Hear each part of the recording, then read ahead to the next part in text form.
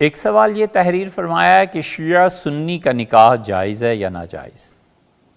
اور مغل بادشاہوں نے ہندو لڑکیوں سے شادیاں کیسے کر لیں، مشرک لڑکی سے ان کا نکاح، اس کی کیا حرمت ہے؟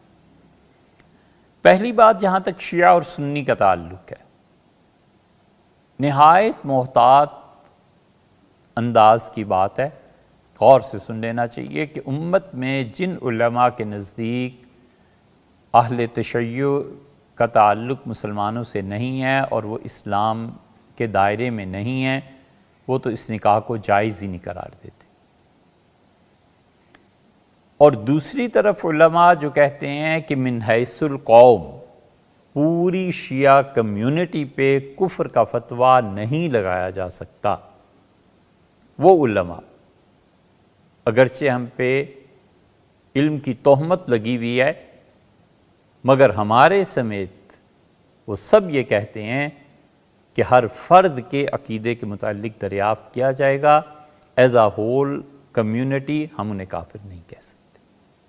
یہی ہمارے اکابر کا مسلک تھا، اور امت میں عمومی طور پر مسلک یہی رہا ہے، اور اسے ہی ہم برحق سمجھتے ہیں۔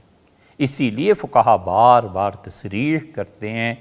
کہ کسی شخص کا تعلق اہل تشیع سے ہو، کوئی شخص فقہ جعفریہ سے تعلق رکھتا ہے،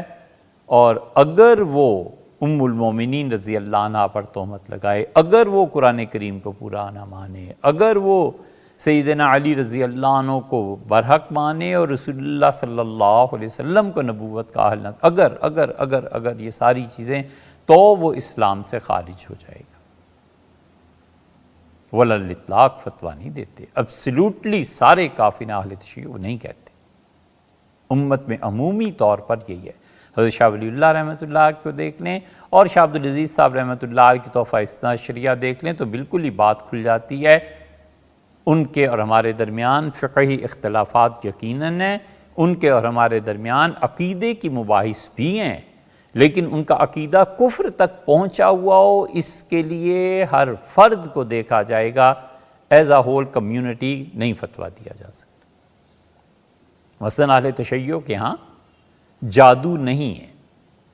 ان کا اصل عقیدہ یہ ہے کہ وہ کہتے ہیں جادو کوئی چیز نہیں۔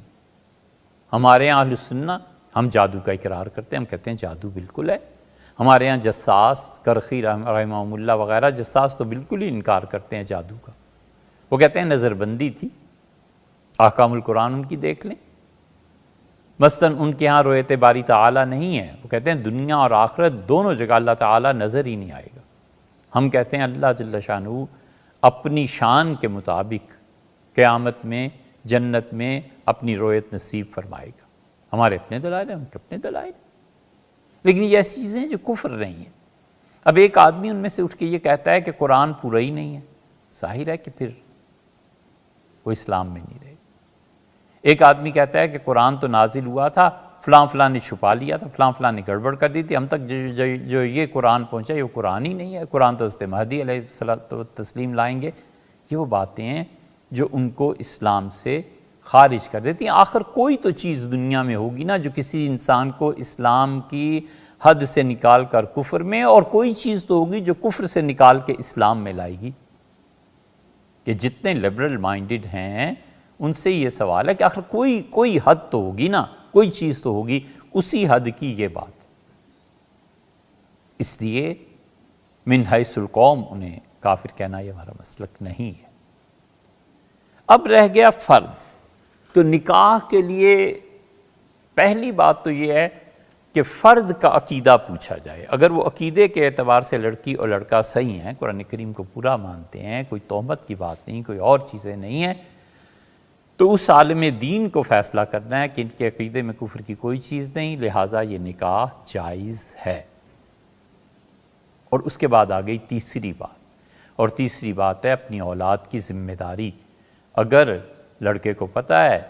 کہ بالکل نکاح جائز بھی ہے، ٹھیک بھی ہے، لیکن میری اولاد ماں کا دین اختیار کر لے گی، اور اس کی ماں اس پہ پکی ہے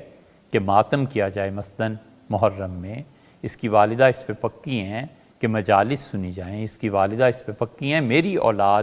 کفر نہ صحیح گمراہی میں پڑنے کا خدشہ ہے، تو ایسے نکاح سے اجتناب کرنا چاہیے، بچنا چاہیے، اس لیے کہ اس کی اگلی نسل بھی تو اسی کے ذمے ہے۔ یا باپ ہے، پتہ ہے لڑکی کو کہ جس سے نکاح ہونے جا رہا ہے یہ شیعہ ہیں اور ان کا کوئی اعتبار نہیں ہے، میرے بچے کل کو پیدا ہوں اور یہ انہیں ایسی چیزوں میں لے جائیں جو میرا مسلک اور عقیدہ نہیں ہے، تو پھر کیا ہوگا؟ ان ساری چیزوں کو سوچ لینا چاہیے۔ جو اگلی نسل ہے نا، اولاد، اس کا دین بچانا، اس کو صحیح راہ پہ رکھنا، اپنی طرف سے کوشش کر کے، یہ فرض ہے، فرض عین ہے، یہ کوتاہی نہیں کرنی چاہیے۔ جہاں یہ خدشات نہ ہوں تو نفس نکاح میں اگر عقیدہ درست ہے تو شرعاً کوئی حرج نہیں۔